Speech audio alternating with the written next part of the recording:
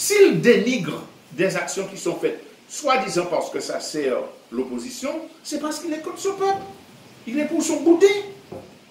Donc au niveau de la commune et de la collectivité globale, l'heure est au rassemblement des gens sur la base d'un projet valable. L'heure est à la réflexion collective. Il faut qu'on comprenne que seul on n'y arrive pas. Je pense par exemple à des jeunes très déterminés, très conscients, très volontaires, qui ont compris la question de l'autosuffisance alimentaire et qui vont chercher des terrains, planter, etc. L'idée est bonne. Mais sur quoi ça va déboucher si on ne tient pas compte de l'expérience des petits planteurs, des petits agriculteurs, des ouvriers agricoles qui avaient leur jardin et qui a permis à notre peuple de survivre jusqu'à aujourd'hui? Si on ne connaît pas leurs apports scientifiques en matière du mouvement de planter, de la façon de protéger, etc. Sur la question de la distribution, si on n'est pas intégré dans un système de distribution suffisamment conséquent pour que les produits qu'on a pu faire nous permettent d'abord de vivre sainement, mais de vivre financièrement également. Donc là, nous cachons de l'eau en panier. Parce qu'il nous faut comprendre qu'il y a déjà des Martiniquais qui ont lutté pour monter des coopératives. Mais l'ennemi français ne veut pas que nous soyons indépendants du point de vue de l'alimentation. Ne veut pas qu'on comprenne que nous sommes capables de construire une économie alternative. Donc il sabote les coopératives. On voit des capitalistes étrangers venir s'infiltrer dans des conseils d'administration et dynamiter la coopérative et puis laisser les infrastructures être envahies par des lianes et des bois lépiniers.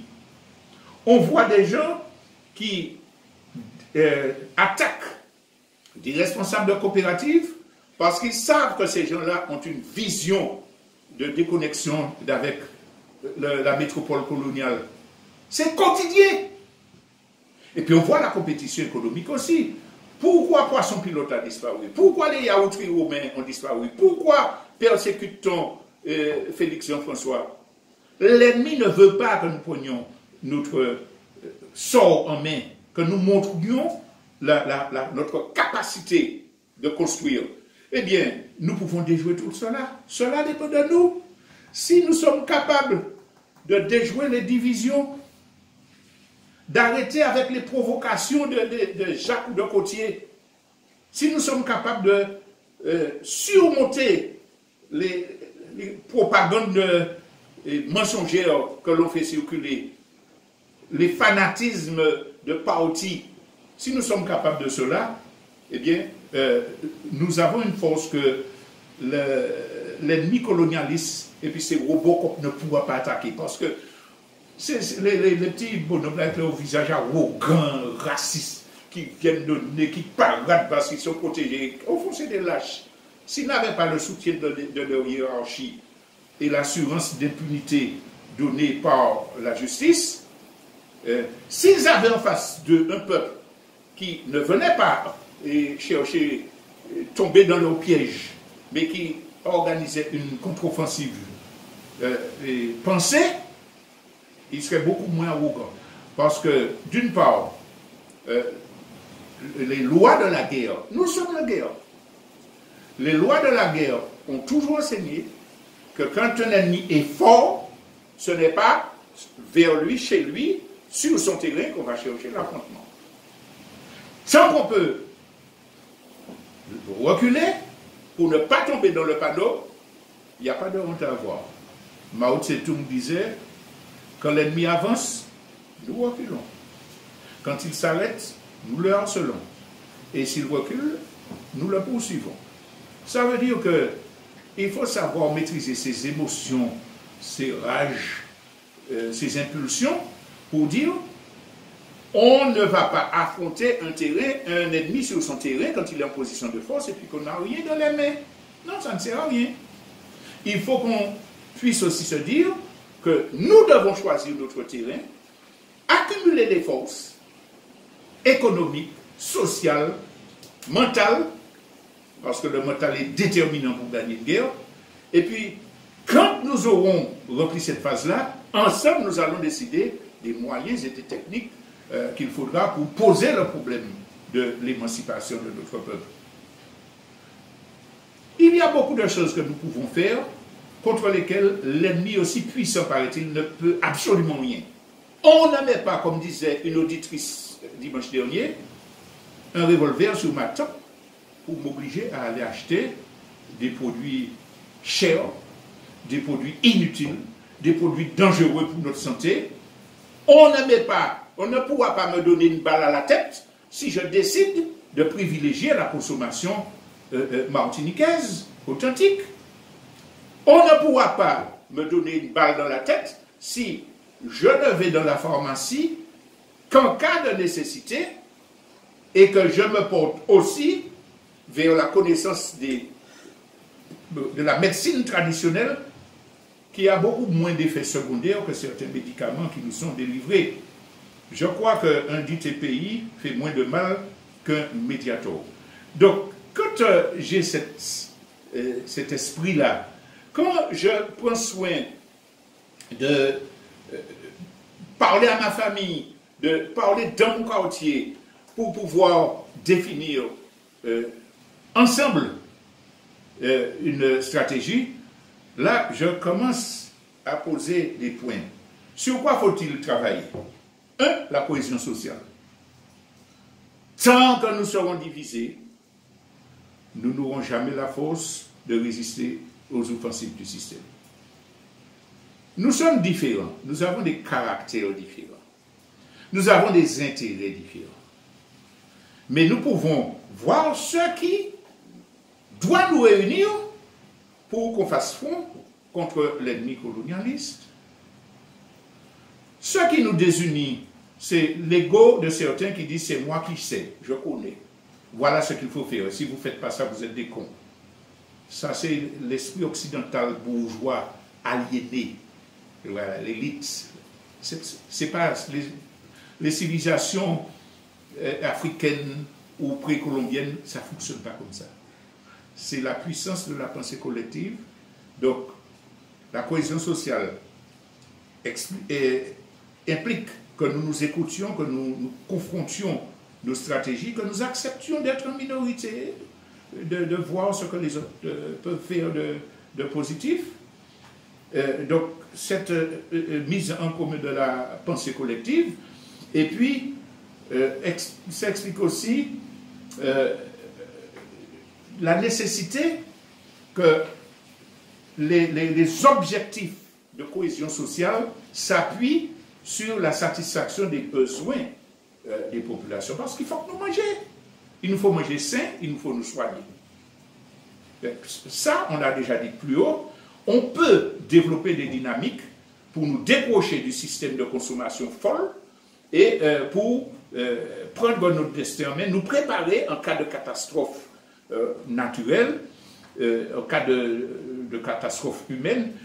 Chaque fois que je donne cet exemple-là, nous avons une entreprise Fariba qui fait des produits séchés, des bananes, et qui sont des objets qu'on doit avoir en permanence en stock pour si qu'on y vini.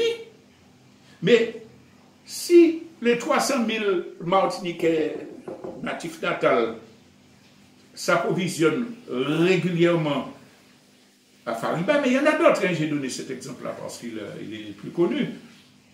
Ça fait que cette entreprise-là se développe, elle peut employer des gens, elle peut conquérir des relations avec les autres pays de la Caraïbe. On a une réponse économique.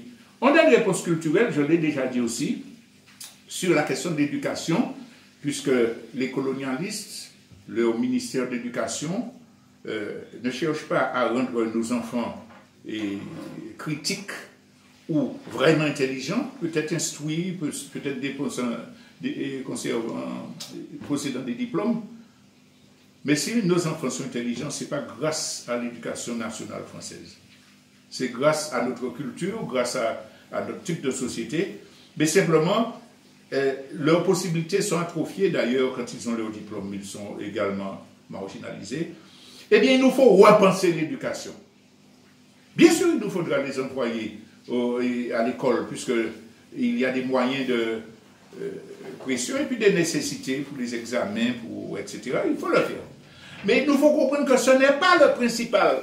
Et que dans les quartiers, dans les familles, dans les communes qui font déjà des opérations de soutien scolaire, il nous faut mettre un contenu alternatif. Donc collecter les etc. d'outils pédagogiques qui existent déjà, des jeux pédagogiques créés par des Martiniquais, des manuels créés, des ouvrages, je pense à Jala et d'autres. Il faut que tout enseignant, que tout parent fasse le recensement de ces outils pédagogiques-là, et que dans les familles, et que dans les quartiers, et que dans les associations impulsées par les municipalités, on puisse vulgariser ces outils-là et les utiliser pour intéresser nos enfants à leur environnement caribéen, à la connaissance alternative du monde, à la citoyenneté, à la prise de conscience de leur responsabilité dans le tissu global.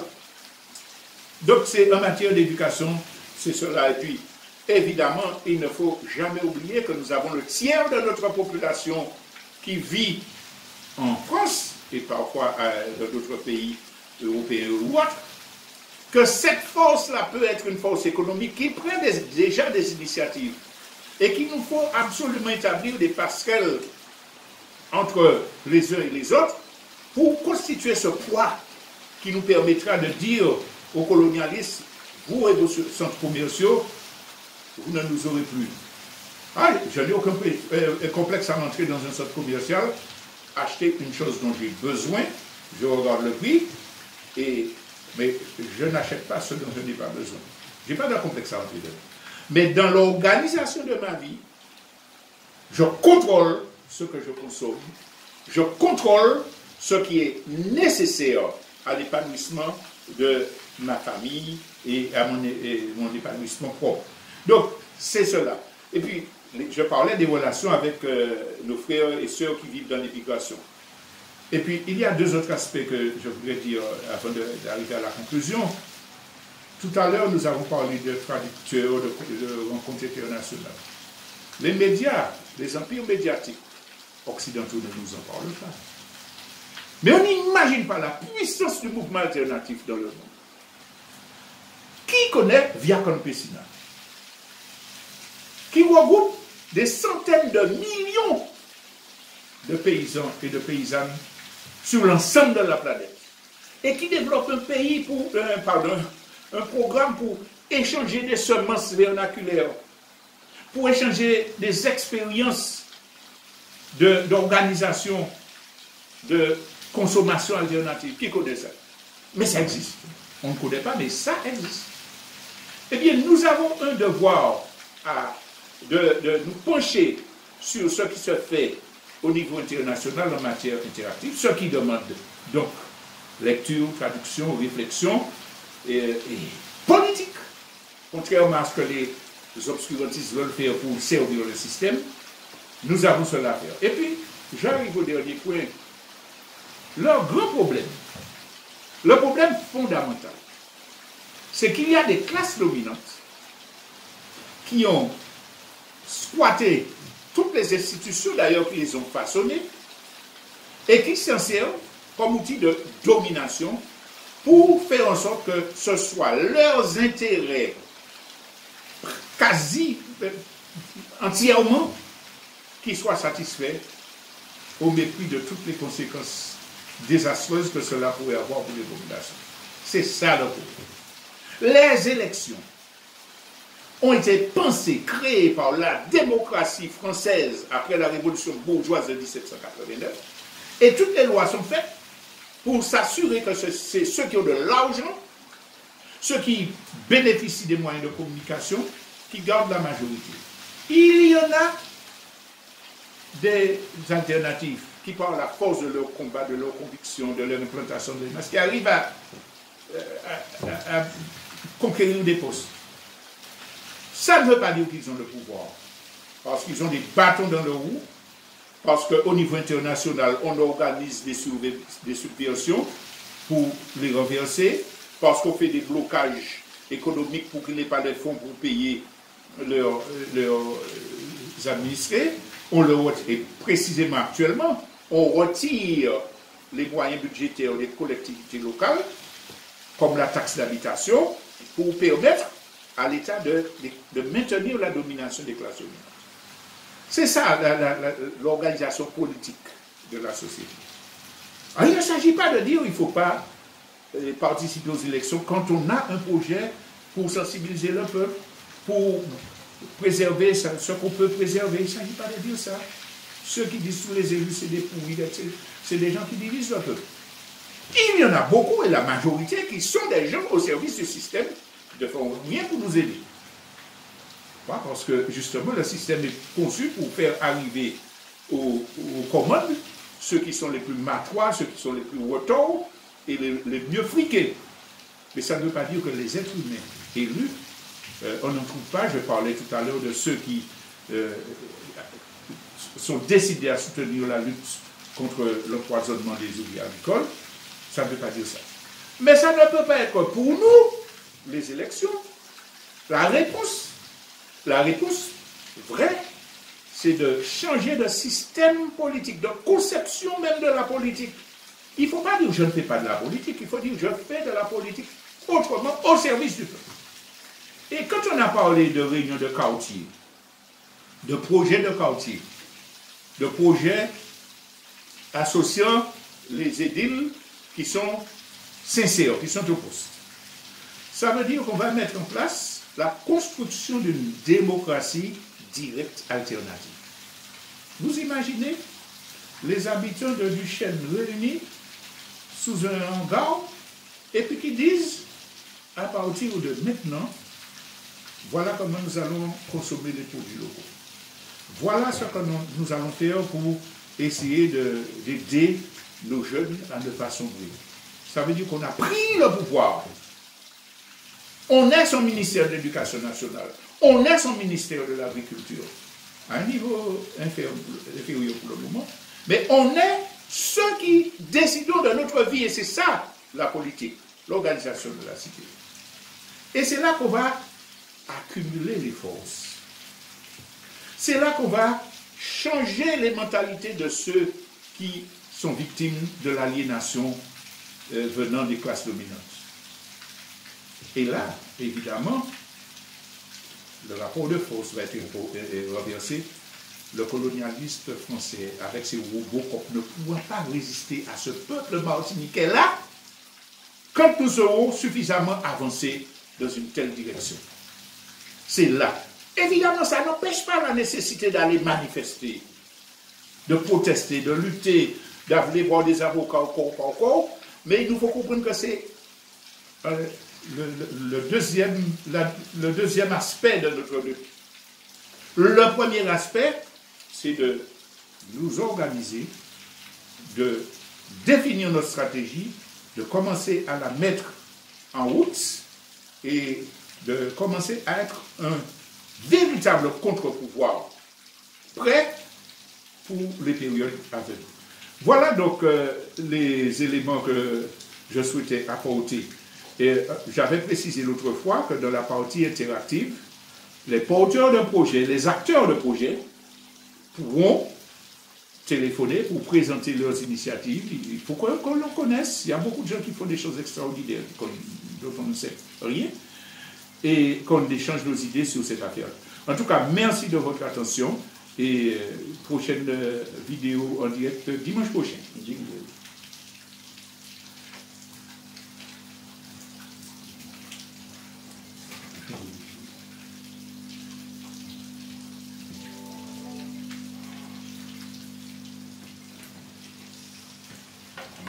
Oui, alors, le temps que Thierry se prépare à nous donner quelques informations sur ce qui s'est fait en Martinique, plus précisément, je voudrais rajouter que concernant le rôle des médias alternatifs, nous avons parlé des nouvelles technologies de Facebook qu'il faut savoir utiliser.